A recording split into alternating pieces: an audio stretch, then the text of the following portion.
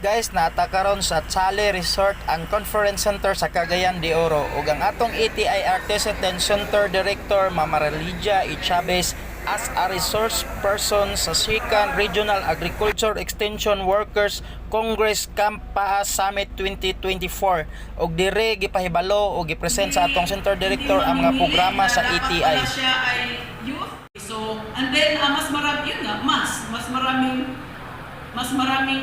maka-participate. So we have 500 enrollees. Sila ni Melissa, mga taga Plaridel, no, mga taga Misamis Occidental, very active sa atong radio program. No? So we have 5 enrollees, no? But for sure, mas marami pang listeners, no? Sa ating program. Guys, kung gusto mo ma-update sa mga activity sa ATI RTC10, please like, follow, and share.